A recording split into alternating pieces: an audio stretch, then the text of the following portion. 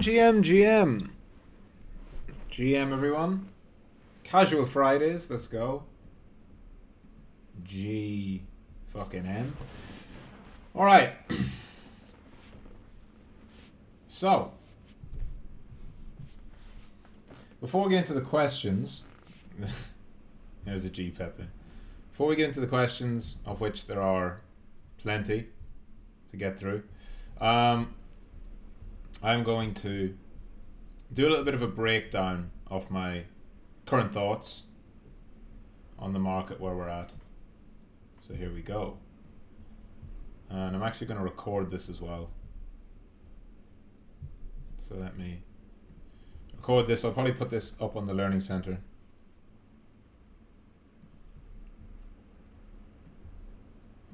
So we'll do that first.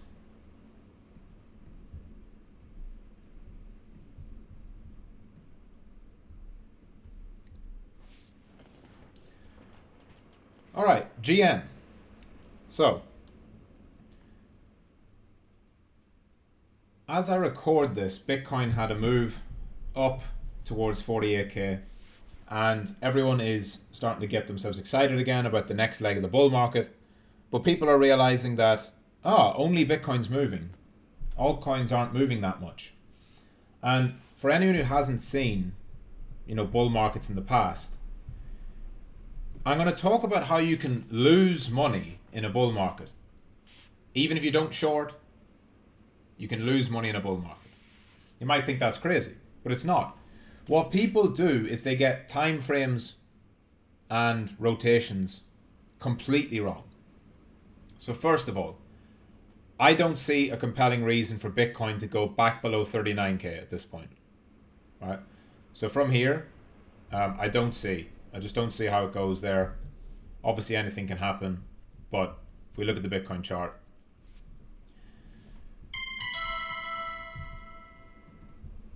ignore that fucking bleep. So this is very, very, very, very, very unlikely to be anything other than a sign of strength. Now, it doesn't mean we can't go down. Of course we can. But given that we had the ETF and then all the perma bears doing victory laps about the sell the news after the ETF, only for it to get absorbed and push up, and now we've got billions of dollars of volume and flows coming in, and we've got the Bitcoin halving coming up, and it's all essentially just set up bullishly. And the thing I'm going to talk about today, which is Bitcoin is criminally under-owned by the market. I think it's setting up for one of these moves. So, Scenario A. There's a few different scenarios. What can happen from here is either Bitcoin goes in a bullish dominance run, a bearish or neutral dominance run, we see an altcoin dominance run, or we see something we've never seen before, which is altcoin sustained dominance in a bullish market. But first of all, with the ETF being a success, the halving in 2 months, global liquidity rising, markets in general are trending up, the only bullish, like truly mid to long term bullish outcome I can see here is scenario A. Because everything from the nature of cycles, which in every crypto cycle, Bitcoin has been the dominant force until after the halving, and then some point after the halving, Bitcoin dominance tops out and altcoins then run. And if you consider the fact that all of this now, it's really even more concentrated this time towards Bitcoin because of the ETFs and because of all these billions coming from TradFi, I find it very hard to imagine a world where Bitcoin underperforms from here, where altcoins start to go up, and that's somehow bullish over the next 2 or 3 months. To me, that's a really difficult one to imagine. So if you think Bitcoin hits all-time high this cycle, what possible reason would there be to sell spot here? That's the question. Why would you sell spot? If you own spot and Bitcoin is now looking like this, why would you sell? Because obviously the target's all-time highs. It's certainly looking like it's heading that way. We've got the halving coming up. We've got the ETFs. We've got all of that. So it's not crazy to say that nobody's going to sell their spot here. Spot holders. Right? that'll come at some point higher up. Maybe they sell at high 50s, maybe at 60. Like, there's definitely going to be areas where people want to sell some spot. But with the context of the time in the cycle, like where we are in the cycle, plus the price, given that we are significantly below all-time high, selling spot doesn't make sense. So, if that's true, spot selling is over. Anyone who sold after the ETF, good luck to them. And what we need to watch out for now as downside risks are dips, not new lows. Dips. So there's a difference. It would take sustained spot selling for us to go below this level, because this was 8 or 9 days of bearish ETF flows and sell the news and traders exiting and genuine spot selling and selling and selling, and it took us down as far as 38.6. To go lower, you'd need to have some reason for new wave of spot selling. I don't think that'll happen. Therefore, any pullback we see should form some type of higher low, whether it's at 46, 45, 43, 40 itself. And predominantly, that will be driven by leverage getting liquidated. So it'll be like what you've seen on the way up in the past, where you have these sharp drops that get bought up pretty quickly, or a sharp drop that goes into a consolidation and goes up. I would expect something like that, right? A dip, not a new low. So then we talk about how traders lose money in a bull market.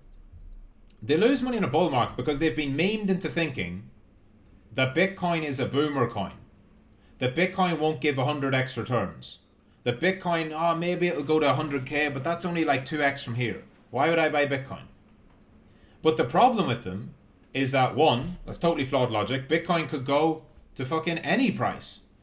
Just because last cycle it didn't go up that much, it means this cycle it can't. But even that's flawed logic, because Bitcoin went from the bottom at about 3.5 to 4k, which is the COVID lows, all the way up to 69k. So Bitcoin went 20x from bottom to top last cycle. The problem is most people don't stick around in the bear market. They don't buy when there's fear, and they only want to get interested in Bitcoin when it breaks all-time high. So yeah, from the 20k all-time high breakout, it went up about 3x last cycle. And people look at that and think, it's not enough, it's not enough, it's not enough. Well, good luck. You're going to be left on the sidelines watching as Bitcoin does what Bitcoin has done many times in the past, which is have a dominance run. And it's okay to say that, right? It's okay to say, I don't believe Bitcoin will go 10x from here, right? If you say, I don't think Bitcoin will go 10x in the next 2 years from 47k. So I don't think it's going to go to 470,000. Therefore, I'm going to hunt for altcoins, put my money into altcoins, because I've got a small portfolio and I want to maximize the chances of growing it in the bull market. Nothing wrong with that if you choose to do that, but you have to remember that what you're choosing to do is take a very long-term bet, multiple months, if not years, right? So within that, you can see Bitcoin go on a crazy run for 3 or even 6 months where it just smashes everything else, and you're going to have to sit there and just bide your time. Because otherwise, the options for you are what's below. Now, what happens when Bitcoin pumps? And let's say you don't own much Bitcoin, or any Bitcoin. Let's say you just own altcoins. What can you do? Well, one thing you can do is sell the altcoin at a loss and buy Bitcoin. Right? So maybe your altcoin is down since January, like a lot of small caps are, and Bitcoin's gone up. So you could sell the altcoin at a loss and buy Bitcoin. On the face of it, this isn't the worst idea. But if you're wrong, and Bitcoin tops out, and then we have an alt season, you get wrecked. Because then you've bought into Bitcoin, it tops, then we have an alt season, your altcoin pumps. It's also hard to do this, just to sell the alt and go into Bitcoin, because admitting you're wrong hurts your ego. And the upside potential of Bitcoin is still just a 2x. Remember, the reason you're in this low cap altcoin is because Bitcoin wasn't good enough. So why is Bitcoin suddenly good enough now? Because it went up 10%? And again, Bitcoin's obviously the best crypto coin, by far. It's not even close. But if you then flip-flop and change around and chop back and forth between your biases, you're going to end up slowly bleeding away your portfolio.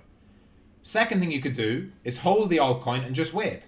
Understand that your timing was wrong, but in a bull market, being in the market, so time in the market, will beat timing the market. And if it's a good altcoin, it will eventually go much higher when the market moves on from Bitcoin. Bitcoin dominance is great. Bitcoin going to all-time high is excellent. Because of the wealth effect, whenever Bitcoin goes up on a big run and goes to 50, 60, 70, 80k, after it eventually finishes that dominance run, money will predictably flow down into altcoins. And if, not every altcoin, but if you did choose a good alt, yes, you might suffer a few months of underperformance, but eventually it will go much higher.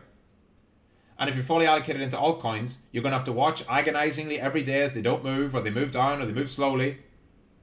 And because Bitcoin's pumping, you feel like you're missing out on something. Social media makes this worse because you see everyone else seemingly getting rich, right? Everyone's euphoric at the pumps. To make matters even worse, other altcoins are pumping. It's just that yours isn't. You have to battle all that. But if you're confident in your altcoin pick, sitting tight, holding it, waiting is probably the best thing to do. Because again, if you chose to buy altcoins because you don't think, and you bought altcoins for the cycle, you're not buying it for the next 3 weeks, you bought it for the cycle, and you said that the altcoin can go 10, 20, 30, 50x, Bitcoin can't, then why would anything have changed in the last 48 hours? It wouldn't. You have to be okay with underperformance for a little while, as long as your trade, right? If you have a trade that is estimated to play out over 12 months, it's not going to go up for 12 months. There are multi-month, multi-week periods within that where it can go down. It can go down a lot. But if your trade is still of a higher time frame, don't stress. Third thing, which nobody here will do, I am sure, but this is the killer. The FOMO gets too much for you. And these aren't the scenarios, by the way. This is like what you can do. The scenarios will come after. I'm talking about what people can actually do to fuck themselves up. The FOMO gets too much, and you have the terrible, bright idea to use leverage and go long. And you want a long Bitcoin so you don't miss out. Even worse, you don't want to sell your altcoin, so you use your altcoin as collateral.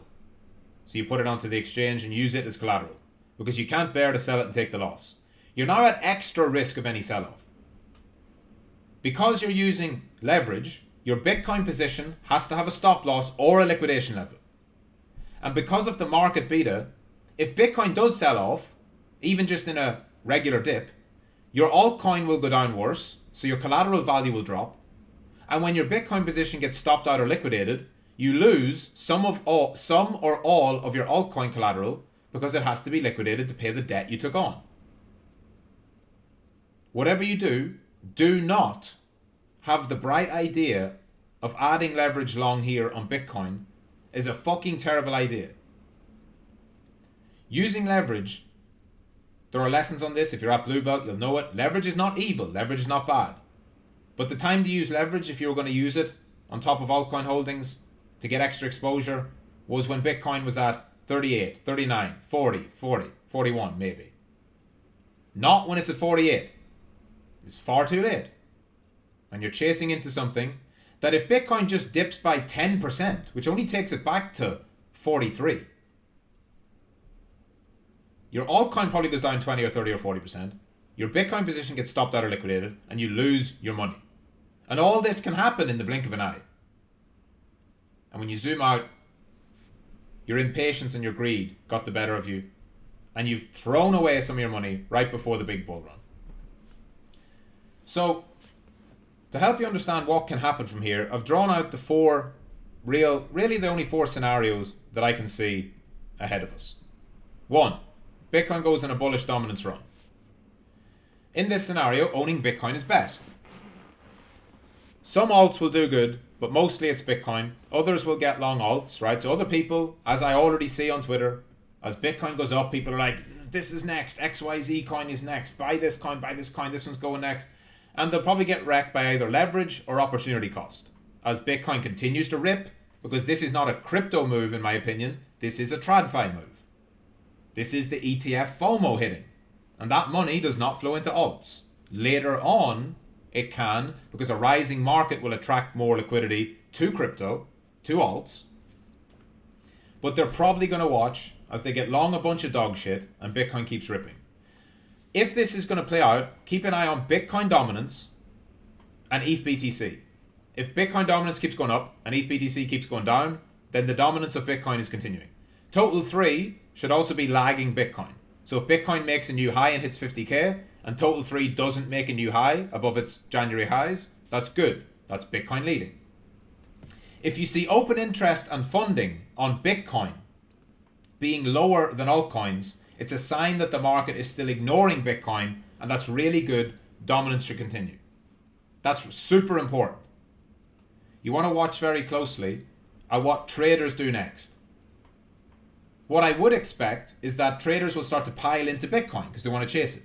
But if you notice that Bitcoin, maybe the open interest rises, of course, the funding rises, but then altcoins are rising more, yet Bitcoin is still going up, that's telling me that alts, people are still ignoring Bitcoin, and it probably leads to a dip, right? That's where you get one of these leverage dips, but a bullish dip where the alts get smashed, Bitcoin gathers more strength, and away it goes again. That's probably what I'm expecting from here. Scenario B, Bitcoin goes in a neutral or bearish dominance run. This is the second most likely outcome. Owning Bitcoin here is still best, or cash, but I don't believe owning cash at this stage in the bull market is a good idea. Obviously, if you want to have some cash on the sideline to buy dips, sure, but being 100% cash is ludicrous. So owning Bitcoin is best. A good time to accumulate more, right? All those people, if you're sitting there thinking, damn, I missed this move, damn, should I buy this altcoin, or I missed the chance to buy Bitcoin, this would be your chance to actually buy it. Bitcoin probably goes back to 40k, maybe even goes to the high 30s. Altcoins get wrecked on this downturn. But it's not bearish for the market, it's just Bitcoin continuing in this range that we're in from 39 to 49, right? We've been in this range for quite a while. And so, let me go to a different chart. Oh, on a different one. Okay. Right, so Bitcoin's just in this range that we've been in. I expect us to break out from here. I expect maybe a dip back and then break out. But we could, if you have that bearish dominance run, you could see Bitcoin go all the way back down and just have to continue consolidating and trade around before it goes up. It's this part here that you want to be watching Bitcoin dominance and ETH BTC. Because here, if you see Bitcoin dropping back like that, but Bitcoin dominance is rising, ETH BTC is falling still, that's a sign of continued Bitcoin strength, probably a bit more accumulation to happen, a bit more chop, but eventually it's good. Also, in this one, the difference between scenario A and B, in this one you would see total 3 drop a lot harder than Bitcoin. So instead of lagging it on the way up, it leads it on the way down. That's because alts get sold off harder. That's good because it should mean that people are dumping their alts to then buy into Bitcoin once it does find a bottom. As for open interest and funding, so watching your OI and funding are key here because if we drop and they rise, that is the biggest red flag you can see. This would show that people are longing the dip on leverage, which will add fuel to the fire. Very, very common that this happens in a range. Bitcoin pushes to range high, everyone is sidelined and coping, drops back to 44, they think that's a great place to get in, boom, down it goes. Let me visualize that for you. You have to remember, this is all framed from the perspective of dumb money, the people who always lose and will continue to lose. How can they get wrecked? The way they could get wrecked is by not correctly identifying that this is still potentially a range. And let's say Bitcoin goes up here and then it pulls back, right? And they think, oh, well, I didn't get long here because I was scared. I didn't get long here because I was scared. But now we've pulled back to here. Oh, now I feel confident. Buy the dip. If you see that, and you see altcoin dips getting bought super heavy, and you see Bitcoin leverage rising, so open interest rising, funding rising, and we're not at a healthy reset level, that's a sign that we're quite likely going to go all the way back down, flush those first dip buyers, like the first dip buyers get wrecked, and then we probably find a bottom after that. I'll keep updated on that every day with daily levels anyway. Scenario C is altcoin dominance. So this scenario would be that altcoins are better to own. I don't think this is likely because the way The way the move has began tells me that that's the way the move will continue, i.e. Bitcoin dominance.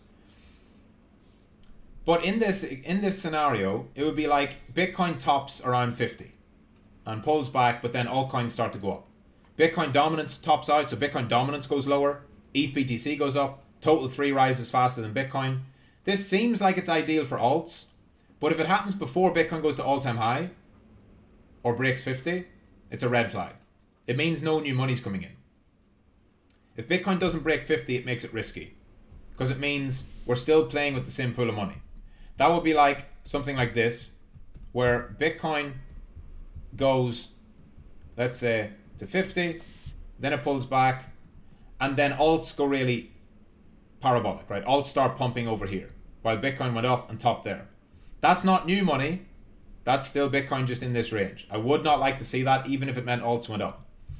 What would be fine would be if Bitcoin went higher, but it doesn't have to go to all-time highs, but if Bitcoin went higher, right, to like 58, and then drop back, and then over here you saw altcoins running, that would be fine, because Bitcoin has had a significant run. That would attract new money coming in, and it would be totally fine for altcoins if Bitcoin cooled off and went sideways, and even went sideways for, a few weeks or a few months before an eventual run to all-time highs. In this area here, alts running would be fine, but it's all contingent upon how high does Bitcoin go. So what you want to watch in that example would be high open interest and funding on alts with total 3 leading. Scenario D is something that's never happened before. So this would be where altcoins lead from here and the market keeps rising. This would be something like where altcoins push towards all-time highs before Bitcoin, but Bitcoin doesn't crash, right? Bitcoin keeps grinding up, altcoins go to all-time highs, total 3's leading, and then the market just keeps going up. There's dips, but there's no crashes. I really struggle to see that. I really struggle to see a scenario where all the money flows in and goes into alts and it neglects Bitcoin, and yet somehow that's good for the market. It's just never happened before. The market has always been Bitcoin. We need a healthy Bitcoin for investors to have positive risk sentiment on alts, and Bitcoin should lead first, and then altcoins can lead after. Again, it can happen, right? Just because something's never happened before doesn't mean it can't happen now, but that would be a scenario I'm really not expecting. So what should you do? If you're holding alts, you've done your research and you're confident in them, and they're lagging at the moment, but your time horizon for your alts is multiple months or year or two with this bull market, then just sit it out, right? Sit tight. Yes, you'll underperform for a while, but your goal is not to outperform every single month if you're a holder. Resist the temptation to dump stuff and move into Bitcoin, because if you get that wrong, then you're going to be flip-flopping back and forth, and each time you mess that up, you're giving away some of your money. And absolutely resist the temptation to add leverage here at these absolutely terrible places. Okay? Adding leverage here is not smart. You don't have edge. And the people who did add leverage down here are probably taking it off here.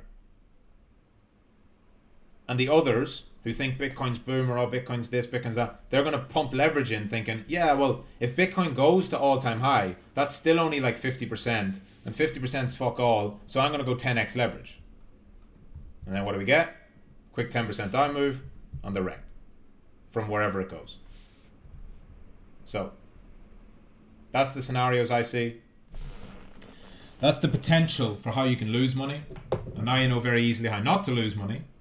And rule number 1 is don't lose. Don't lose money. Don't give money away in a bull market. If you have to sit with your spot bags going down a little bit or going sideways, that's fine. That's not losing money. That's temporary underperformance. If you've got an altcoin that's really bad, like some of these, a shitcoin that's got a really bad chart and it's breaking structure, it's okay to get out of those. You have to be able to admit when you're wrong. And particularly if you're stuck in some of these new coins, right?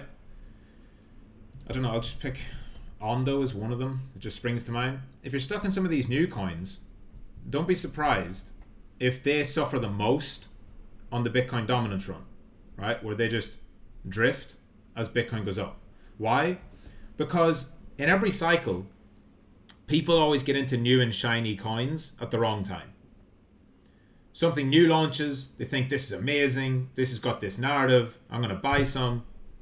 And they usually do that right before Bitcoin has its next leg up. And the first thing that smart money are going to sell, if they're going to chase back into Bitcoin or add to Bitcoin positions or buy more Bitcoin spot, or even bring money off the sidelines, they're not going to go into brand new shitcoins. They're going to come into Bitcoin. There's billions of dollars on the sideline as well. That's completely in cash. And if that comes in here, pre-halving, it's going to first go into Bitcoin. Because that's just the nature of the market. That's how every market moves. That's why in the stock market, the top stocks go first. That's why the Magnificent Seven were leading the market last year. And then this year, as we go on, you'll probably see the lower cap stocks doing better. Because as the big players have their big runs, investors take profit on those and they chase down into higher beta. And the same thing happens with Bitcoin. People will chase Bitcoin first, then it will slowly flow down into other alts. It's not a direct rotation where it's just sell your Bitcoin, buy Ethereum, sell your Ethereum, buy Solana, sell Solana, buy Link. It's not going to go like that. But broadly, the new money coming in will first want to go into Bitcoin. And that will be at the detriment of everything else. If you've not been around before, there's a great sucking sound that happens as Bitcoin takes all the air out of the market because everyone knows what's happening.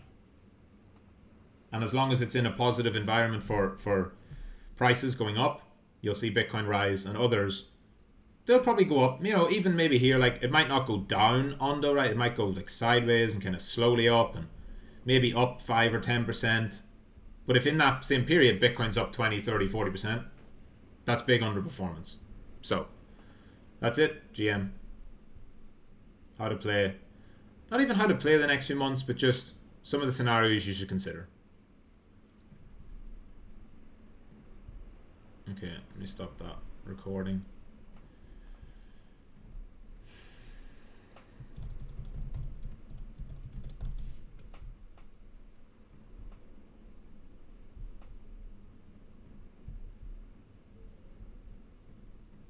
GM. All right. All good? Okay, perfect.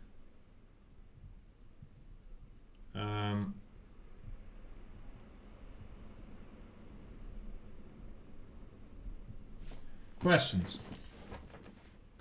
Shiny Rock. Aside from having objective entry rules for each individual system, do you have a general set of conditions you follow before executing every trade? If you're creating a trade entry checklist like this, what are some concepts you would consider utilizing? It's sort of like everything that you see me talk about on Trade of the Day on daily levels, right? It's going to be in the bull market workflow, which will drop this weekend. And I keep it really simple. What you want to look at is just market health. The first thing you need to know is, what's the primary trend? So my belief is the primary trend is up. We're in a bull market. It's going to make higher highs and higher lows on the weekly chart, which it's been doing. And then within that, I want to look at simple levels like horizontal support and resistance on a daily or a weekly. And then for my health of the market, I want to look at mostly just open interest and funding. I want to see, is this move being led by spot? Is it potentially a short squeeze? Or is it being led by leverage? Is total 3 moving up faster than Bitcoin, which would indicate that people are chasing into alts instead of BTC, which might lead to an unsustainable rally? Are there gaps left behind?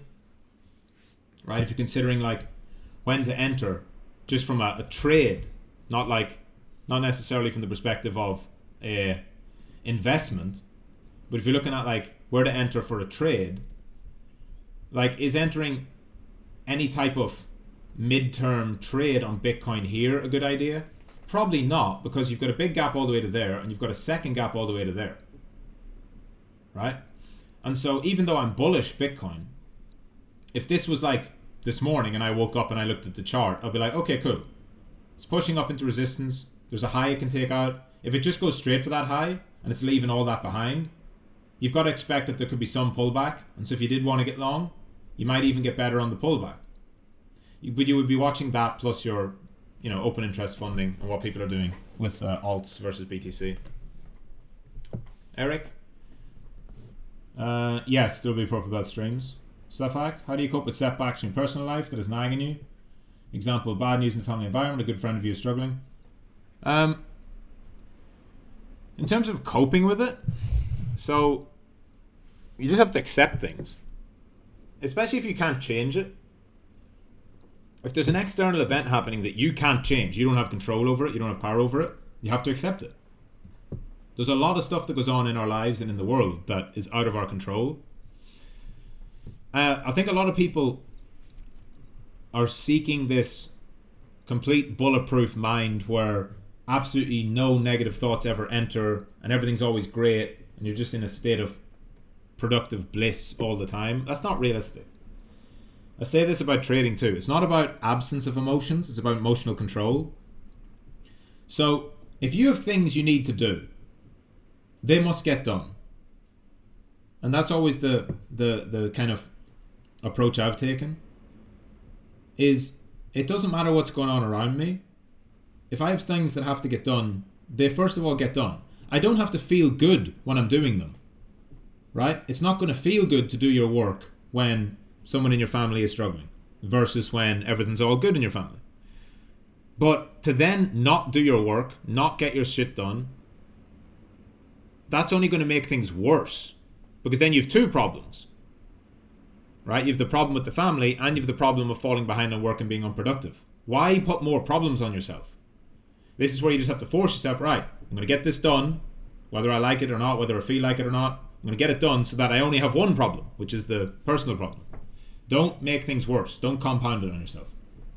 Rebecca, what are the requirements to be the captain? First of all, you have to get the blue belt, then you have to become a chat moderator, and then you can become a captain.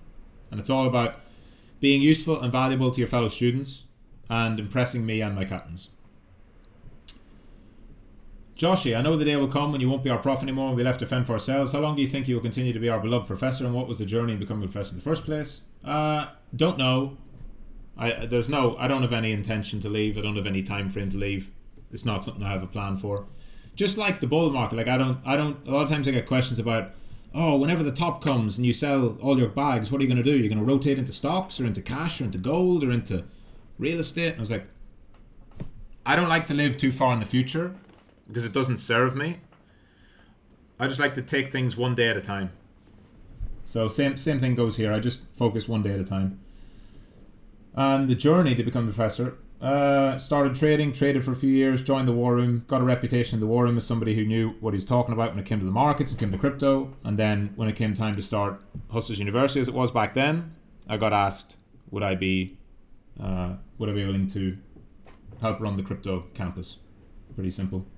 So build a skill, become good at something, then become valuable to other people.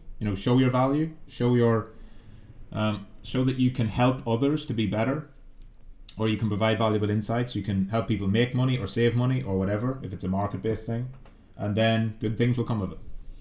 Gonzalo, did you watch Tucker's interview with President Putin? If yes, what's your take on it? If not, will you? I watched a bit, but I haven't watched the whole thing, and I've seen some of the clips. What's my take on it?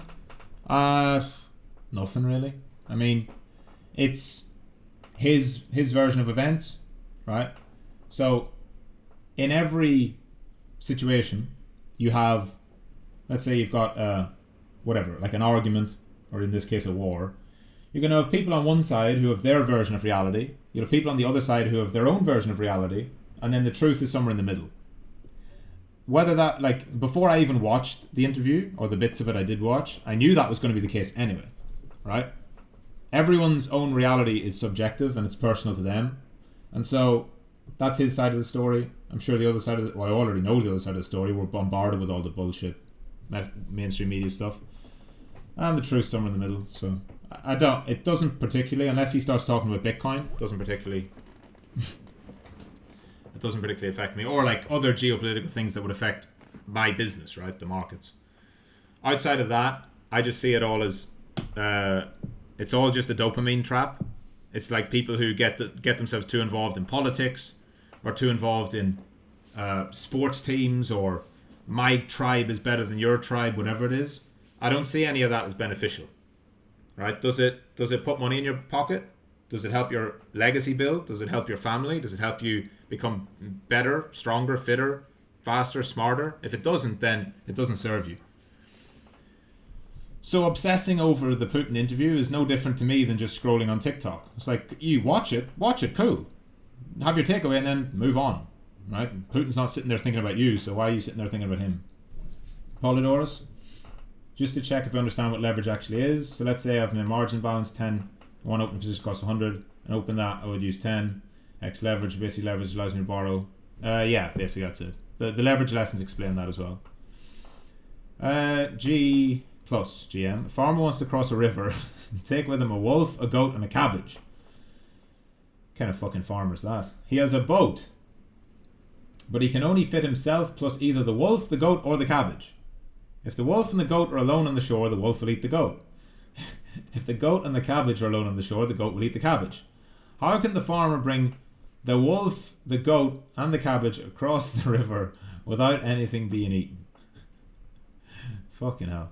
Alright, so how can he bring... I'm going to assume this isn't a trick question. How can he bring the wolf, the goat, and the cabbage across the river without anything being eaten?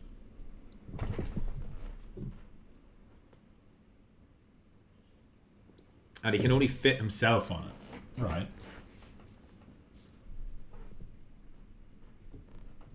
So...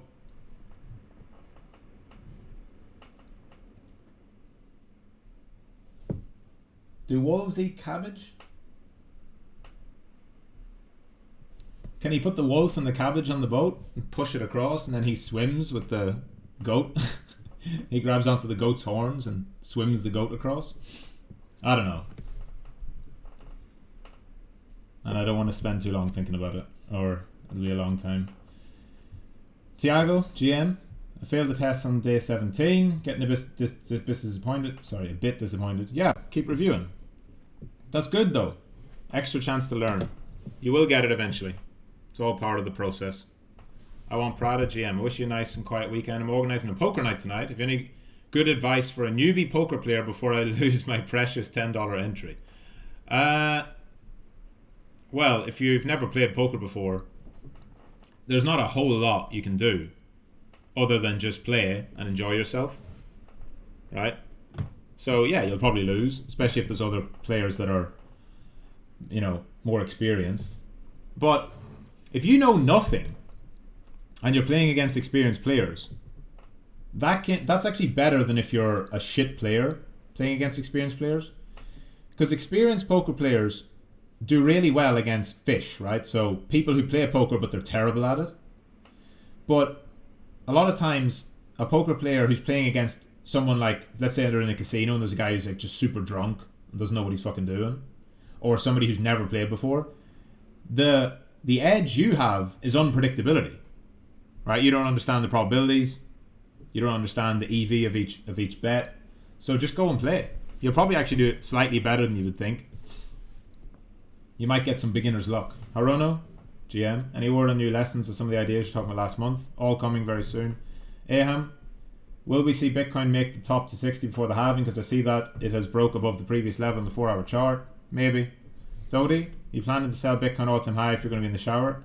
How are you planning to sell? Are you or were you a practitioner of martial arts? Well, boxing and a bit of kickboxing. I've never done like jiu-jitsu or anything like that though. Or karate or anything like that. Mustafa, GM. I'm currently in Dubai and have opportunities to do real estate, but it's so unstable here for newcomers. And I've had no income for 3 months, focusing on learning trading through surviving and savings, thinking going home to Australia and work construction, be with my kids, and only position trade hold through this bull market. I know you advise prioritize long-term vision jobs, but in the short term, income I can make in the next few months could help fill more bags as well as being with my family. Yeah, I mean, like, the choice to... I don't advise that you prioritize a job over everything else. If you had an opportunity to move to Dubai and you were in Australia, right? And you're like, I have an opportunity to move to Dubai. It's only 5k a month and I could make 8k a month in construction. But the job in Dubai is in real estate and it could open up a lot of doors and connections and eventually I could make a lot more money on commission. That would be where I would say, okay, consider the career path. But if you're already in Dubai and it's slow market and it's not going well and you're not making money and you can move back and be with your family and make money, that seems like an alright decision to me. Rafa, GM, frustrations. How do you get angry? How do you deal with getting angry out of helplessness? When I try to understand some lessons and I don't get it after a couple of times, I get angry at myself. I feel like I'm losing some kind of race that exists only in my head and it makes me lose focus. Do you have any ways of dealing with that, or that are better than just like walking away from the screen? Yeah, no, I understand completely. You're probably quite young, I would guess. So for me, I had that same impatience. That impatience comes generally from being young and also just being, to be honest, it's just from being a little bit deluded. Right? Like, I think the whole world is designed to just FOMO you. Social media is like this. All you're seeing is everyone's perfect life. Right? No one ever posts their flaws. All you're seeing is all the fucking luxury living and all the money they're making and all the places they're visiting and all the beautiful women and all the fucking all the shit is a very small part of people's lives, but it's not their everyday life. But when you see all this stuff and you're just bombarded by it, and then when you're on like crypto Twitter or you're in here and you're seeing other people make money and you're like, I want to make money too. Everything is going to give you FOMO if you let it. And don't get me wrong, I was the same. I tried to get rich quick when I was young and it didn't work. And then I tried again, it didn't work. The only thing you can do is just accept that you don't know how long the path is. Especially when you're saying like, I understand, I try to watch a lesson, I don't get it after a couple of times. It took me 5 years to even be able to make the videos I've made. So if you watch a 12-minute video that I make on order blocks and you watch it twice and you don't understand it, I have no sympathy. Because it took me years to learn it and understand it to a point where I could teach it. So if you're not willing to put in several years of work into anything, whether that's your health, your fitness, a relationship, a job, a business, or trading, if you're not willing to commit to multiple years, then what are you even doing? The other thing as well is, what else would you be doing?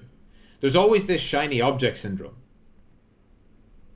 But go and study successful people. They're very rarely an overnight success. By the time someone blows up in the music industry, they've been grinding for 5 or 10 years at small shows. By the time someone gets on a fucking Hollywood movie to be the leading man or whatever, they've had to go through acting school and shitty, B movies and being broke and trying to survive and then eventually getting their big break, which again is years. And traders, there's no trader who just comes in and makes millions of dollars in 6 months. Everything you do in life has a path, and the path is to, it's a bit of a cliche, but the journey, it is more about the journey than the destination, because when you get to the destination, you're just going to want to set the bar higher anyway and start on a new journey. Because what else are you going to do? If you could just click your fingers and understand everything about trading right away and know everything, then what have you learned? How have you grown as a person? So you have to just embrace that shitty part. Embrace the grind, as they say. Understand that it's gonna suck. But every time you want to get this, every time you get this frustration, that's where somebody else gives up. That's what I always tell myself. Right? Just like in the markets, it's just a big hive mind and nobody's really unique. Everyone thinks that they're on the right side of the curve whenever most people are in the middle. They're somewhere in the middle. They might be on the right side of middle with the potential to get to the right end of the curve and be super smart and super dialed in. But most people overestimate their intelligence and their ability right away. And when you speak to actual successful people in any walk of life, they tend to be very humble, especially in the markets. The best traders are always humble because they know that the market can just fucking smack them across the face again if they're not humble. And if you're not going to do this for the rest of your life, then why are you doing it at all? Right? This isn't like a fucking hobby. Yeah, you're not learning to trade because, you know, you like to trade with your friends. If you like to trade, you know, if you like to do things with your friends, go and fucking play football or go drinking or whatever. Like, it's not a hobby. It's supposed to be financial education that you're doing to yourself so that you know how to manage your money better for the rest of your life. It's wrapped up in the guise of trading and crypto and bull market, but it's not that, because you're planning to do what? You're planning to take some money and grow it in this bull market into more money. But after that, you're not just going to stop. You're going to say, okay, cool, right, no more bull market. But what can I do now that I understand all about the markets and I understand how to make money? Where's the next investment? Maybe it's a defensive investment, right? Getting out, going into cash, going short. Maybe it's moving into a different industry.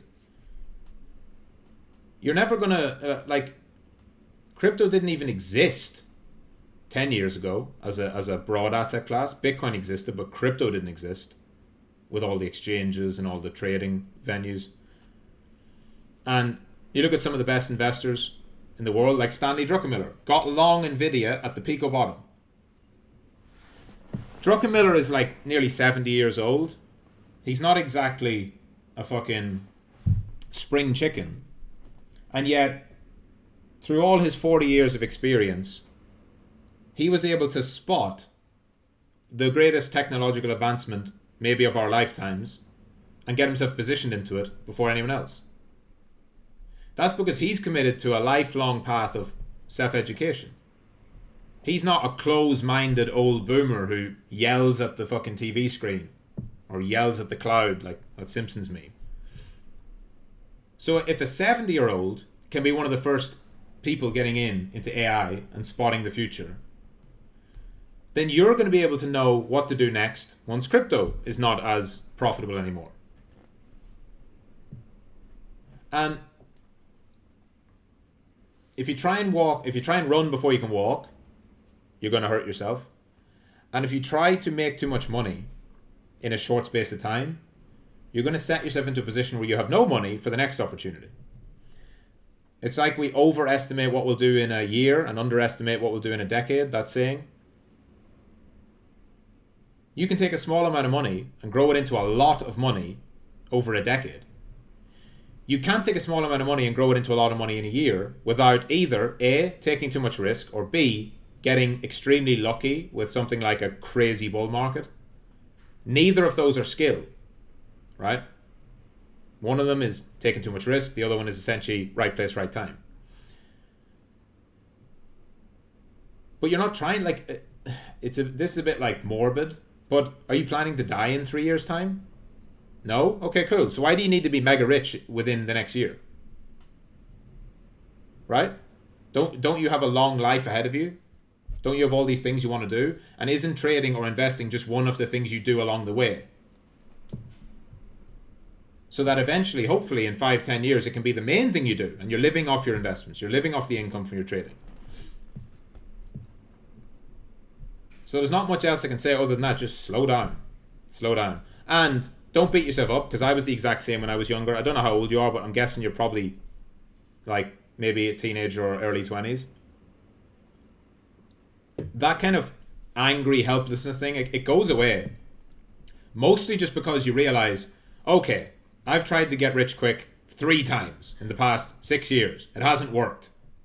And then you just realize that doing the same thing over and over again is the definition of insanity if you expect a different result. And then you just give in to the process. So the earlier you can just give in to the process, the better. Kong GM. Is a pullback to 45 more probable than 40? Well, it's absolutely 100% guaranteed. Yeah. It can't go to 40 without 45. So it has to go to 45 first. So yeah, it is more likely to go to 45 than it is to go to 40. Is the next pullback most probable after 50k given the strength of the current trend? If I had to guess, yeah, I would say just from a combination of my experience plus what I can see on the charts and the data and all that, it seems like shorts are really badly offside, and that 49k level where their stops will be, it seems like that's going to get hit. And if it hits that, will it hit 50? Possibly. Now you could also reasonably see maybe a lot of supply at 50 that doesn't get hit, right? So maybe we don't exactly hit 50 and have a pullback, but you know, you just play what's in front of you. You can't really try and plan too far ahead. Have different paths, like I always try to do, but don't tie yourself into any one path specifically. Foxy Trader, GM. Now, do you know what I'm going to do? I'm going to do something special. Some of you will know what comes next. To the moon. My standing desk is activating. Pump the standing desk. Up we go. So, Foxy Trader. I'm a web dev and a freelancer. I've got into crypto in 2022. I've accumulated Bitcoin at 22, 27, and 39. Good job. I've currently 4K in crypto and I've got a 9.2K payout today. I want to accumulate the rest on Bitcoin, Sol, and AKT. Should I start DCAing from here or should I wait for a correction? How do you accumulate new income incoming when the prices are high? Well, so if you are DCAing, that means you are going to exclude dips. That's what DCAing is. DCAing is, I have X amount of money. And it's usually for people who get paid. So let's say you get paid every month. Every single month, I'm going to take 10% of my earnings and put them in, regardless of price. And the idea of that is some months it'll be up, some months it'll be in a dip, some months it'll be sideways, but over time, it's the most effective way to get in because you're not trying to time the market. So if you have like a lump sum now, what are your choices? Your choice are put it all in right now or don't put it all in right now. So you have to make a plan for that. Do you put in half now? Do you put in a third now? Where do you put in the next 2/3 if you put a third in now? Right? You have to have really a time and a price based plan for that.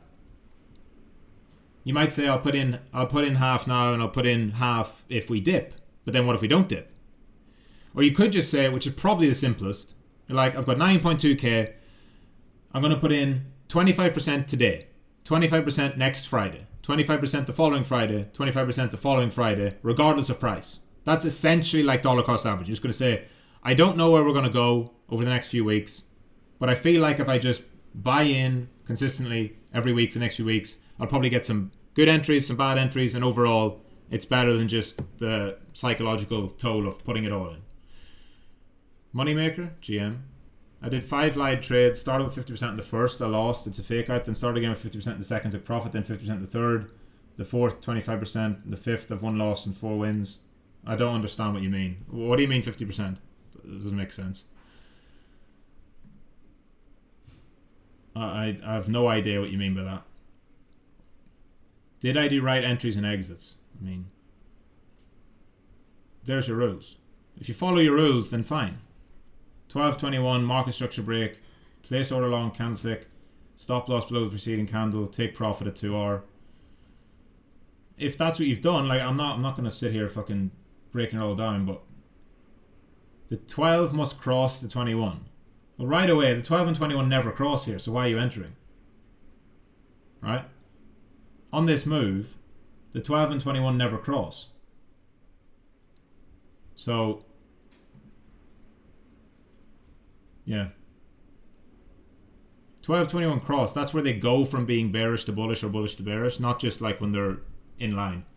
Doesn't mean that what you did is wrong, but it's a different system. So I'd revisit that. Osama, what do you think about taking back test certain market cycle? It's okay, but it's not optimal because you're pattern matching using hindsight bias. So if you're like, I'm only going to test in this past bull market, how does that help you in the next bull market or bear market? Because it's not going to look the same, and your system's never going to work like that in reality, because you're never going to get a signal that says, oh, Osama, now it's a bear market, go back to that nice system you tested only in the bear market and start it today. Most people don't know when the bull market ends, and they don't know when the bear market ends. That's why the markets move the way they do. No one's going to come out and say, this is it, bull market now, this is it, bear market now. There's people's opinions. But it's better to just backtest across all time. And then if you want to compare different phases, it's okay to look at it and say, I backtested over the last 4 years, and this breakout system seems to work better in what was a bull market. That's fine, right? And it's obvious. A breakout system is probably going to work better in a bull market than it is in a bear market, or a breakout long system anyway. So it's I would say avoid pattern matching it too much to the last cycle or just to bull markets in general, because by doing that, you're sort of implying that you know when the next bull market starts or ends.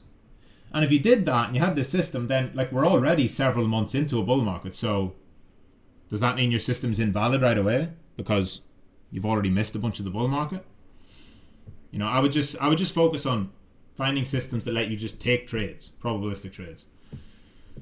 Second question, one of the things I'm currently struggling with is self-expressing and having high-class conversation, not to my friends and people that I feel comfortable with, but rather with people that I do think their opinion is somewhat quite important. For me, like a recruiter, someone I look up to like yourself or even my father. I know it's a purely mental thing, I can see that, but at that moment when I'm amidst the situation, face to face, all my bright stuff and ideas seem to vanish away. How can I do better? I understand how you feel. I felt like that when I was younger. I think everyone does. It comes from two places. Really, it comes from two areas. One, being young and being perceived as immature, right? And that's usually a self-perception. It's just like, oh, this, like my father, right? My father is 25 years older than me. He knows so much more than me. I'm just a kid compared to him. Therefore, what right do I have to tell him what to do, right? Just a simple example. And so that's one side where it's just your own perception of being immature or not knowing as much. The second would be not being an expert in whatever it is you're talking about. This is like me talk to a recruiter, right? If you're talking to a recruiter and you're trying to get a job, you'll be more confident the more you know about that topic. Yeah, so like, I'll talk to you all day about trading. I'll talk to you all day about sales. But if I go into a room with fucking Elon Musk and have to talk about rocket propulsion technology, I'm going to feel like a fucking retard. I'm not going to sit there and come up with all these insightful questions to Elon Musk about rockets, will I? I'll say something super basic like, did we go to the moon? But if you're in an environment where you're not an expert, or you don't at least have, you know, some kind of domain level expertise, you're obviously gonna struggle with having high class conversations. So that one's really easy to fix, right? It's just commit to becoming better every single day at whatever thing it is. So if you have a recruiter, that's obviously for some type of job. So dive into whatever that is. If it's sales, do as much sales as you can. Get better at it. I didn't, like when I started my sales job, I was nervous when I interviewed. I was nervous when I started because I didn't know shit. But I said, fuck it. Right? Burn the boats. I have no other choice. I need to make money here. I need to get good at this. And so fast forward several years later, I could talk to anyone at any level about sales and I could talk all day about it. So the reps, right? That will come only with time and experience. And you can't shortcut that, right? FX Tradism, GM. I deal with uncertainties. I deal with problems. I fix and improve daily. I learn a lot of things, but I still lag behind, or at least I'm feeling like it. I set my deadlines, but somehow after giving my full focus, not able to complete them at the end. I do anything I could, but I still feel like I'm not doing enough. Okay. And so what are you going to do? Quit? You're going to give up? You're going to go crawl into a corner and fucking die? Are you going to complain about it? Or are you going to just get better every single day? I mean, if you're aware of something and you don't change it, then you're an idiot. And I know you're not an idiot. So you're aware of this, and I'm sure there's things you can change. So then change them. But if you say you're dealing with problems, you deal with uncertainties, you fix them, you improve daily, you learn a lot of things, it sounds like you're doing what you need to be doing. Can you get better? Sure, we can all get a bit better. But if what you've said is true, it doesn't sound like you're unproductive and wasting time and that you're being a bum or anything. It sounds like you're doing the right things. You're probably just living in the future too much and you're focusing too much on the outcome. I feel like, do you think that there's like something every day that, oh, if I just do this, it'll all click and I'll make millions of dollars all at once? It's not. Like, it's everything you do compounds winners compound, right? Everything you do every single day builds you into the person you become. So when you look back 10 years from now and you've got millions of dollars and you've got the nice house and the fancy car and a loving family and you travel the world, it's not going to be because you did 9.5 years and then someone just handed you $5 million. It's going to be because every single day you got up and you did what you had to do and you committed to just being better than you were the day before and you stuck with it. You kept going whenever it was good and whenever it was hard and whenever it was bad. And eventually you get there. If you're setting deadlines and not able to complete them, it's either that you're not efficient enough, right? You're not actually, you're not completing your tasks in an efficient manner, which means you're wasting time, or you're just trying to do too much. If you're trying to do 10 different things every day, you can't get upset when you don't do them. You have to have the self-awareness to understand that you shouldn't be doing 10 different things. It'd be much better to cut those things down, right? There's nobody here who needs to do 10 different things a day. If you have 10 different super important tasks in your business or in your job, you need to delegate some of them. You need to outsource. You need to cut some of them out. You need to find ways to get rid of the unimportant stuff so that you can focus on the most important. And if it means that you just take a bit longer and you say, all right, instead of trying to complete 100 trades in a month, I'm going to try and complete 20 trades in a month. Or like you're back testing in Wipeout. You're like, I want to do 100 back tests today. Right, but you've never done a back test. So why would you want to complete them all in one day? Would it not be better to say, right, I'm going to take the next week, I'm going to try and do 10 or 15 a day and get through them in 7 days. And then you go and do the first day and you're like, all right, it took me an hour to do 15. Cool. Now I know every day, if that's one of my tasks, it'll take me around an hour and therefore I can fit it in. So part of it's just that, knowing yourself, learning who you are and how you work best. Sneaky Neo GM. Due to the nature of my work, it's impossible for me to at least, so sometimes do daily tasks 7 days out of 7. Flight attendant, 14 hours, weekly goals. Yeah, just adapt it to yourself, bro. I get this question a lot. There's loads of people who have irregular schedules or shift work or work, roster work, 7 on, 7 off and all that kind of stuff. Or work 14-hour flights. What you need to do is do the best with what you have. So if you can't log into boot camp every single day because there's certain days where you're literally in the air for 14 hours and you can't get a chance to get on, that's fine. But what you do know is you do know your roster, right? You do know your roster probably at least a week ahead of time, if not more. So whenever you get your roster, let's say you get your roster every fortnight. Sit down and say, okay, here's my next 14 days. These are the days where I can't do anything. As in, I won't even get a chance to get on. Here's the days where I have an hour free. Here's the days when I have 6 hours free. And then just fit in whatever you need to do within that. And then that forms the basis for your goal crushers. Goal crushers is not, I have to do fucking 6 hours of work every single day, every single week, and it has to be the same stuff every week or else I'm a failure. No, it's like, this week, my plan is to do X, Y, and Z. This week, I only have 7 hours free in total because I'm super busy at work. So I'm going to do 7 hours worth of work, whatever that may be. Lessons and testing and all that. The following week, you might have 14 hours free. So then you can front load. You can do more work in that time. As for Wipeout Daily is just a checklist for yourself. So any day you can, any day you're able to get online, go into Wipeout Daily and just write down what you're doing that day. It's completely up to you. That could just be work, go on a flight and watch one video. That's it. You're not trying to do everything that day. But it's about checking in and then ticking it off at the end of the day. Aladdin, when the smart money is finished trading Bitcoin, taking profits, they go to other currencies because they think Bitcoin will not rise for a week or two? Question, are profits transferred to other currencies and carried? No. It's too simplistic of a way of looking at it. There's no such thing as smart money finished trading Bitcoin. It's like they're not all sitting around a room collaborating. Everyone has a different opinion. Smart money is just somebody who makes money consistently over time. But one person might be bullish on Bitcoin for the next week And one person might be bullish on Bitcoin for the next year.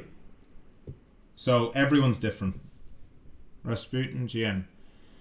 Question 1, yes. Question 2, music. Yeah, I'll do that at some point. It's really low priority. The Godly Anatoly. If proof of work is better than proof of stake, why did Ethereum change to proof of stake? The change seems to have worsened the chart on ETH. Without getting into an ETH FUD session. Proof of stake is essentially better for people who have a vested incentive for maximizing how much they get out of the monetary network rather than the actual pillar of decentralization and what crypto's supposed to be, right? So because there's a lot of stakeholders within Ethereum and there's no stakeholders in Bitcoin, right? Satoshi, let's assume Satoshi's dead. There is no CEO of Bitcoin. There are miners who have an incentive. There are companies who rely on Bitcoin or who want Bitcoin to go well, but there's no one single person. There's core devs, but there's no one single person who can stand to benefit by any changes that happen on BTC, because it has to get passed through the entire network, right? And you have to control the majority of hash power to do anything, and that's not possible, right? It's literally out of the reach of really anybody's financial capabilities. Ethereum's not like that. Ethereum's a group of people. It's a foundation. It's a dozen people or whatever, and they chose to change it to proof of stake because whatever, it's more environmentally friendly, and it's anyone can be a validator. You can go down that rabbit hole if you want to. To me, it's blatantly obvious proof of work's better, but it's also about what are you trying to do, right? Proof of work is not necessarily better if you're trying to run a super high speed blockchain with smart contracts. Proof of work is absolutely the best if you want maximum decentralization and maximum security. But the trade-off of that, this is what the blockchain trilemma is, would be like speed and fees. So it's hard, it's practically impossible, in fact, at the moment it is impossible, to make something maximally secure, maximally performant, fully decentralized, and cheap, and fast. Right? It's you can't have your cake and eat it too. You have to make trade-offs. So Bitcoin is all about security and decentralization, and at the expense of speed. Bitcoin's not fast. Bitcoin's slow. Right? It takes 10 minutes for a block, or a block's mined every 10 minutes. Sorry, it takes up to 30 minutes sometimes for a block to process transactions. Sometimes, and that's why then people try to build stuff on top of it. You've got the Lightning Network to try and build on top of Bitcoin, which takes some transactions off the chain, but uses the base chain as a settlement layer. Ethereum essentially like the same thing, but Ethereum is not. They talk about being ultrasound money, but they're not showing that. They're not trying to be that, right? Their actions speak louder than words. They're more focused on other things. Scalability. Sauce, I was wondering if I should wait to buy AKT later when it comes back down to support, or even 240 range, or should I long now as it has been flying? Well, up to you. Right? What am I supposed to say? I'm not going to sit here and tell you what to do. I fucking tell you guys everything I do every fucking day with my coins. But your question doesn't have an answer. You need a plan. So buy later when it comes back down to support. Where is support? Or even to 240. Okay, when? Who says it's going to go there? What if it doesn't go there? But what if it goes lower? What if it just goes up from here? What if it goes down? You have to plan different scenarios and then just take a fucking probabilistic decision and understand that you're not going to be right every single time. You don't know. I bought AKT at 240. The first time I bought since 55 cents. I bought more at 240 because it pulled back into what I deemed to be support, daily support. It had over 30% correction. And at the time, I remember saying when I said, I was like, this could go down 70%. I don't know if I'm right. But I do know that my plan was, don't buy the top, so don't buy when it's pumping. Wait for a pullback. I waited for a pullback. It didn't go down 50 or 60 or 70%, but it went down over 30%. So I'm not buying the top, and I want to buy more. And I think it goes a lot higher because AI bubble, all-time highs are way ahead, and the chart looks great. That has worked out pretty well, but sometimes that doesn't work out. And I'm okay with that because I understand that I can't predict the future. You have to take this whole thing out about predicting the future. Should you long now as it been flying? Why didn't you buy it before it's flying? This is always the thing. Why do people only want to buy stuff when it's going up? Why did you not buy it when it was down? It's the same reason why people buy tops and sell bottoms. It's they ignore stuff until it's pumping. And then they think, fuck, I should buy this. And then they buy it and then it goes down. And they're like, fuck, I should sell this. And then it bottoms. It's like, so if you have a plan to buy it, like I can see a totally valid plan for AKT, which I wouldn't argue with anyone who says, if AKT closes a weekly candle above $3, right? When you look at like here, if AKT closes a weekly above $3, I will buy. Because it hasn't done that in all of this rally. The highest was 297. And if we had a highest weekly close, I could see someone buying because of that, even if it's, going up or pumping. But you can't buy it because it's flying. You can buy it if it goes up to a certain level and has a bullish close or whatever. You have to make that up, not me. Al Maghrebi, are you into philosophy and how did you learn to think critically? Reason I ask is most of the time when you're asked about your opinion on something, the reasoning and critical thinking you do to explain your opinion is very impressive. How did you manage to combine both critical thinking and knowledge to make your own opinion? I believe a lot of people lack critical thinking even if they have knowledge. Critical thinking, so in short, philosophy, I don't read philosophy, right? I'm not like a student of philosophy. I couldn't list you a bunch of fucking quotes from Seneca or Nietzsche or whatever. I know who all those guys are. When I see a quote, I always recognize it, right? But I haven't studied it, not directly. It doesn't mean that I wouldn't or don't find it valuable. I find a lot of that stuff super valuable. To be clear, I haven't studied it, right? How do you learn to think critically? For me, trial and error, right? So, at least the way I was when I was younger, I had sort of, not even rose-tinted spectacles, that's kind of like when you're sentimental. You sort of have blinders on when you're younger and you're very idealist and you sort of think, you kind of only think about the good things and the positive, and you only think about the upsides of whatever decision it is, and you only think about, oh, this person, they want me to invest into this thing, and so, we can make money, and not realizing that person's just trying to fucking screw you over. And most of my critical thinking skills came from either getting smacked in life by people fucking you over, people going back on their word, reading stuff in the news and then realizing that the news is total bullshit propaganda.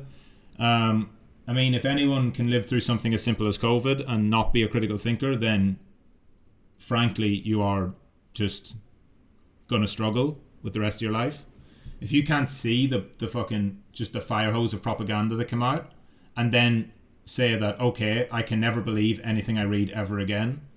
It doesn't mean that you never trust anything you read, but you certainly should verify everything you read, right? That, to me, that's like base level critical thinking. So, life. And I don't know how old you are, so unfortunately I can't say this much more accurately, but life will teach you that. And so yeah, got fucked over by people, trusted people when I shouldn't have trusted people. And then in the markets, right? You start off in the markets and all you think about is the win, right? You just think about the reward. You don't think about the risk. The market will very quickly teach you to consider the negatives, not the positive. You should absolutely consider first what can go wrong, not what can go right. And how can I just take as little risk as possible for as much potential reward as possible and understand that it's not always going to win. So the market teaches you critical thinking. Well, I should say this. There's a lot of people who gamble in the markets for years and don't learn critical thinking. They're just doomed to lose all their money. But anybody else who has an ounce of, brain power should develop good critical thinking skills from the market. Because when you enter a trade or buy a coin or sell something or whatever, and it doesn't go how you expect it to go, that should automatically make you think, why the fuck did that happen?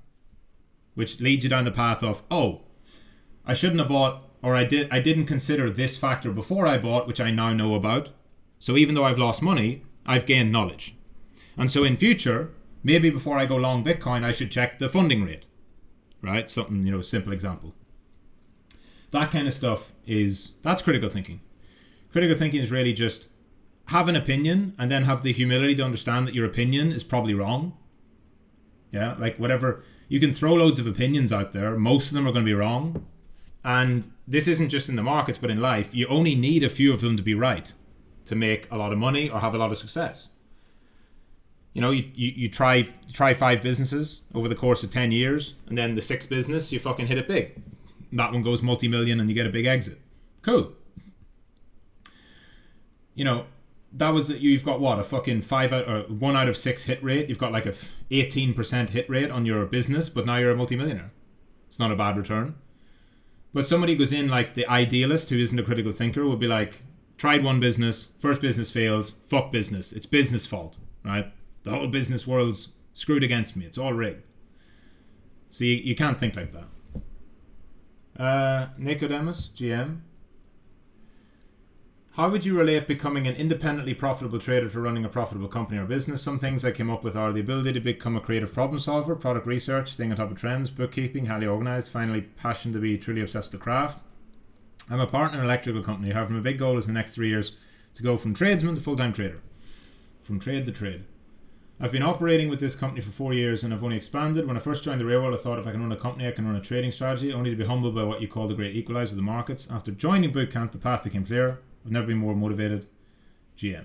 So I would actually advise you to, why can't you, you're a partner in electrical company. Yeah. Why can't you build a business to a point where you're not involved in the day-to-day and then trade on top and still have the business? Why throw away a perfectly profitable business just to become a full-time trader? To me, that doesn't really make sense. I would try to minimize my role in the business as much as possible to where maybe you're only needed a couple hours a day or only a day or two a week. And then you have all the freedom to trade every minute of the day other than that. And you still have an asset, a business that you've spent 4 years and by then probably 7 years building, right? So that would be my approach with somebody. I don't think the goal should be to leave your business to be a trader. If you're in a job, right? If you're just working a 9-to-5 job and your goal is to build up yourself over a number of years to have a portfolio and the ability to trade so that you can get out of your 9-to-5 corporate existence and get into something that you run for yourself, sure. But I wouldn't give up a business to trade. I would outsource, delegate, minimize my own time in the business so that I could focus on trading.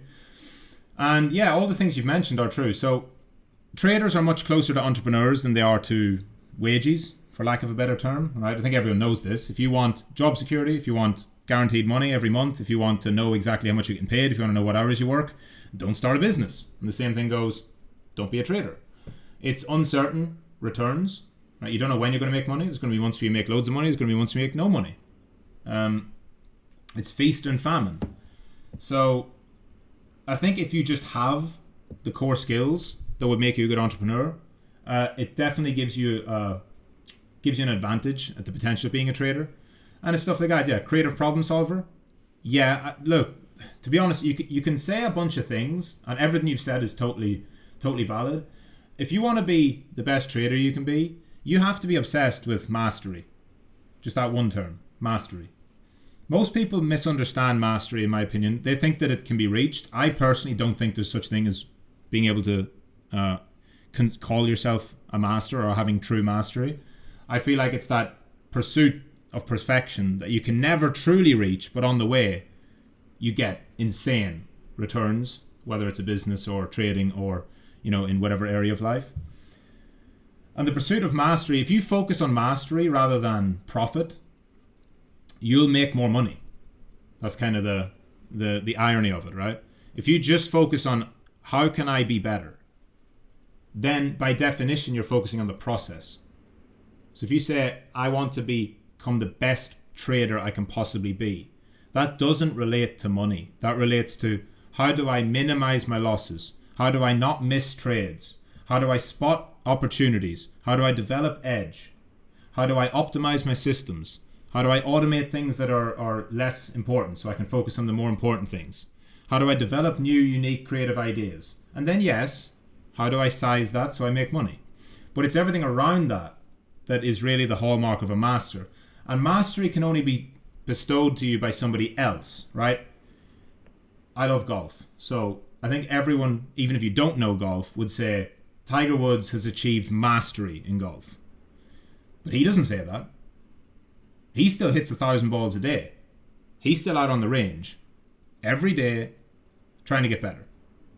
After multiple fucking surgeries, after being in a life-threatening car crash, after having his back reconstructed, knees reconstructed, in his 40s, still grinding away.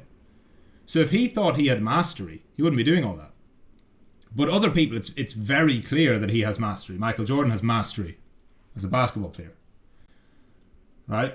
Novak Djokovic has mastery in tennis. It's always easy to pick sports people, because it's quite, clear who's the best in the world and who wins, who loses. But none of those people, if they ever considered themselves to be a master, they would immediately lose that little bit of edge. Because to admit that or to say that about yourself is kind of like saying, oh, I know everything I need to know. No, they're still on the path. There's always something they can do better. They can have their diet better. They can have their technique a little better. They can have their fitness better. They can have their rest and recovery better. So that would be the main thing. Focus on mastery. KLMN. Have you ever encountered any problems with centralized exchanges, like having your funds frozen unexpectedly, being asked for proof of income when making larger transactions, or facing any other issues? No. Personally not. Because of the only exchange that ever fucked me over was FTX, but I got all my funds off that, so I never had a problem with it. And outside of that, I haven't. So if you're getting those issues, then overcome them. If someone asks for proof of income, show them proof of income. I mean, exchanges have rules and regulations that they have to abide by. There's not a whole lot you can do. Funds frozen unexpectedly, that's like case by case. There are valid reasons why they would freeze your funds, and then there are sketchy reasons, i.e. like FTX 2 or 3 days before the collapse where they started freezing funds. That's bad. But if someone's freezing your funds because you've deposited a bunch of money and you've not done KYC and they require KYC, they're going to freeze your funds until you do KYC. That's not them being sketchy, that's them following their rules, and you should have read the rules before you signed up. So, it's case by case. 3 Eichland, GM. If you are trying to take AKT off of KuCoin, use Kepler wallet. And if you're using a cold wallet, I don't know, to be honest. I don't know if Trezor supports AKT, a cash network. But there is definitely, go to the Akash Telegram group and just search cold wallet. I'm sure there's a million people who have had the same question. There is definitely going to be a cold wallet that can support Akash. But yeah, no, where do you have all your money stored in the bank, in crypto and stocks? I get that holding cash is stupid, but does that mean I should put every paycheck in something like Bitcoin? In other words, if the bank goes down because of inflation, but in any market go down too, is all my money kind of RIP2? I mean, there's no real one answer to that. I have some money in the bank, I have some money in crypto, I have no money in stocks, no. If I have money in the bank, it's because the money I need to live off of, right? If I have money, then everything else I have is in some kind of asset. Not stocks. So just don't invest in stocks. But I'll have it in crypto. If I'm bearish, it'll be in stable coins. If I'm bullish, it'll be deployed in crypto itself, Bitcoin, etc. It's not really a complex answer, to be honest. Right?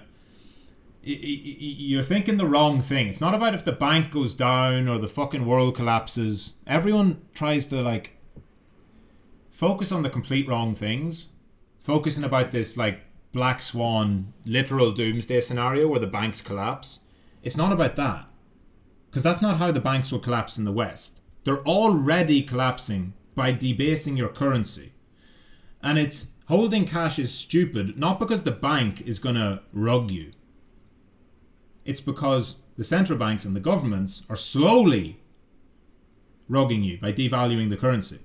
So holding cash is stupid because all the smartest people in the world hold other things that have some type of return. If you're not making 5% a year minimum, then you're getting debased.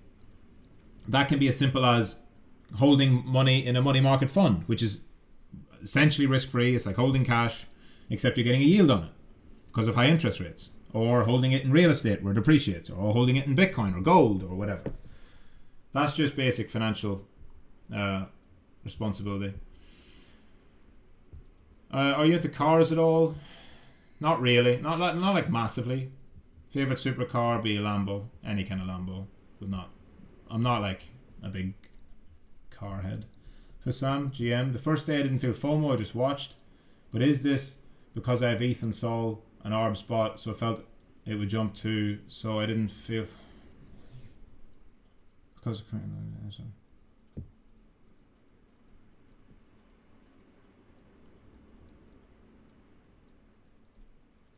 I don't know, bro. I mean, I don't think you need to overthink why you didn't feel FOMO. I think it's just good that you didn't feel FOMO, right? Maybe you didn't feel FOMO because you got your bags packed. That would be quite obvious, right? If you own something and the market pumps, then you're hardly going to feel FOMO. You're going to feel good. I'm on the right side. Yeah, I think that's pretty much it. Shadin just got delivery of some books. Very good. Do you think Putin hinted at us to all buy Bitcoin? He talked about the Feds printing US debt. No, I think he was just more shitting on the US. Osama, GM, is now a good time for buying AKT or possibility for lower price? I already answered that earlier in the stream. Nicholas, GM, been doing research on real world assets. Coins like MPL and CFG come into play with decent charts as well. Tech like Ondo trying to evolve the industry as well. What are your thoughts on RWA? I've talked about this earlier. I think RWA is dead in the water. I don't think it's a big trend. I think a lot of people, and maybe I'm wrong, but I think a lot of people are trying to be smarter than the market by thinking that the market's going to care about real world assets. Like, what does that actually mean? Right, the main use case currently of real world assets is tokenized treasuries. Cool. Nobody gives a fuck. Because interest rates are going to come down. Tokenized treasuries are going to be completely worthless in 6 months. Because once interest rates comes down, why the fuck would you put your money into a tokenized treasury when it's only yielding 3%? And the Fed's printing and the fucking money. So other uses of real world assets can be tokenized real estate is the biggest scam that's ever existed. Fucking avoid it 100%. It's so stupid. It's just blatantly obvious that it's stupid. People are not going to buy a fractionalized part of a house on a blockchain because they can already do it. Right? It's called a REIT. And the reason people buy property is so they own property. They don't want to buy a timeshare and a little bit of property to try and make 8% yield. That's not how the average person thinks. And it's certainly not how a crypto person thinks. And the way you're going to maximize your returns in this bull run is thinking not what's smart. It's what's going to have attention. Because your goal by buying something is that some idiot comes along when it's 10x higher and wants to buy it off you. That's how markets work. So, what's going to make somebody want to buy a fucking fractionalized real estate crypto coin whenever it's 10x higher than here? To me, it doesn't make sense. I think it's people confusing like the real world, like literal, like TradFi Wall Street with crypto. They're not the same. There's TradFi money starting to come into Bitcoin. But the rest of it is just using crypto and trying to find ways of integrating crypto into useful apps or useful products that can then get mass market appeal. That's the key term, mass market appeal. I don't see how any RWAs have mass market appeal. All I see is just a bunch of people shilling them because they think RWA is going to be a big trend. And personally, I just don't think that's going to be the case. Now, other stuff like DeepIn and AI and gaming have far better chances, in my opinion, because all that matters is virality. Look at ChatGPT, the fastest app ever to be downloaded 1 million times on the App Store or whatever it was. That's because it was viral, word of mouth. You couldn't log on to any social media without hearing about, I've just used ChatGPT, oh my god, it's fucking amazing. Crypto has to emulate that. Doesn't have to be to the same degree, right? If crypto does that to even fucking 5% as big as ChatGPT was, that'll be the biggest crypto app ever, right? There's, I don't know how many hundreds of millions of people use ChatGPT at the moment. If a crypto app can go from fucking 0 to 10 million active users, it's going to be a top 20 project. And it's going to go 100x if you get in early. So then think about it. What can actually do that in a short space of time? if you want to take a bet on the long term, several years, then a lot of things can grow by 100x over several years if you get in early and it's an actual useful technology and it grows over time. But that's a slow adoption cycle.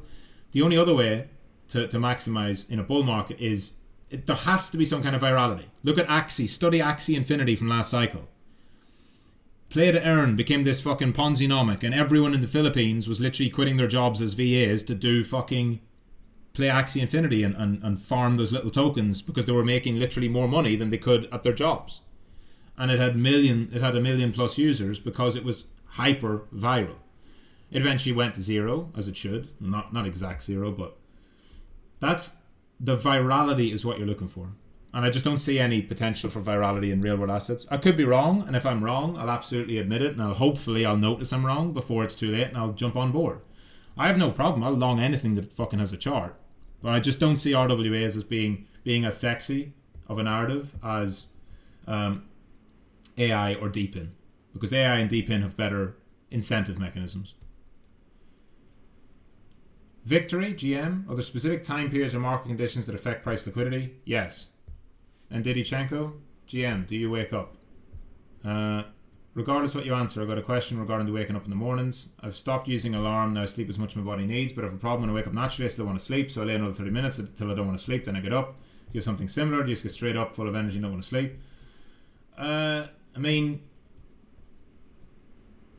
if you're not actually sleeping, if you wake up and you fall back asleep for a little bit and then you wake up, then that's fine, right? Your body maybe just needed to sleep a little bit more. If you wake up and you lie in bed, awake, and just waste 30 minutes, that's dumb, right? But especially when you're not using an alarm, so there's a difference. If you use an alarm and then you snooze it, you go back to sleep, that means you're not getting shit done. But that's why I don't like using alarms if you can avoid it, because the alarm's going to wake you at an unnatural time. If you don't use an alarm, you wake up, you fall back asleep, you wake up, and then you're fine, then that's what your body's doing. So provided you're not sleeping for 10 hours and being inefficient or whatever, it's fine. And victory, specific time periods and market conditions. The answer is just yes, right? But you have to figure that out for yourself because it changes. An obvious one is weekends. Weekends have way worse liquidity. So apply logic. Why would weekends have worse liquidity? And take that and then you can use it to figure out other times. Lucas, GM, what things make you more deep into trading? What thing make you don't quit? Like discipline or environment or passion? Mastery. I talked about that already. The pursuit of mastery. It has to become an obsession. That doesn't mean that you quit your job now and focus all on... No. If you've other shit you need to do, if you have to keep working to make money. But whatever, if it's 1 hour you can do a day, if it's 2 hours, if it's 3, if it's whatever, you should be in that time, in those hours, obsessed with getting better. If you're not, it's probably not for you. Right? If you just sit down for an hour in the evening and you're like, oh, I don't know what to do in the market. That should be on your when you're at your fucking 9-to-5 job, there should be ideas in your head thinking about what am I going to do and thinking about that lesson and how could I improve this and why did that trade lose and why did it should be occupying your mental energy during the day, not making you skip work. Don't do that. You need to make money. You need to go to the gym. You need to set yourself up so that hopefully in future you can be full-time. But it should be a passion. Everyone has something that they're truly passionate about, right? Something that stays on their mind when they're at work. You know, if you're at a 9-to-5 dead-end job, whatever you dream about is your passion, right? Maybe it's someone like golf, or they dream about like martial arts and they're replaying in their head the rolling at jiu-jitsu or whatever because they're just obsessed. And, I love doing this. Like, I can't wait to end this job so I can go to jiu-jitsu, right? Or I can't wait to finish my job so I can go to the driving range and practice golf. It's the exact same thing with trading, especially at the beginning where it is only a part-time thing. It has to be like, I can't wait for work to finish so I can go home and do back testing. And if you don't feel that right away, it doesn't mean you can't be a trader, but you can fully brainwash yourself into having that obsession, which is good, right? You can say, I'm going to do this because I know that the end result of it is far more productive than going home and watching Netflix or fucking YouTube or bullshit. So, you know, discipline's okay. Discipline is like, discipline is not optional. Discipline is a mandatory requirement for everyone in life all the time with everything. You need to have discipline with your diet, discipline with the gym, discipline with how you treat other people, discipline in turning up to work. Even if it's your wagey job, you're not going to turn up late or you're going to get fired. You have to have discipline to turn up on time. So discipline is just a prerequisite. Discipline will not set you apart. That is the fucking bare minimum. So take it beyond discipline and take it into obsession. Focus on mastery. Focus on the process. GM. Alright. Done. Thank you all for joining. GM. I'll see you all tomorrow. We'll do Ask Michael tomorrow, Saturday. GM. And until then, thanks for joining. If you've got questions, tag me in Bootcamp Ask Michael or tag me in Ask Michael. GM. Thank you for joining. I'll see you all soon.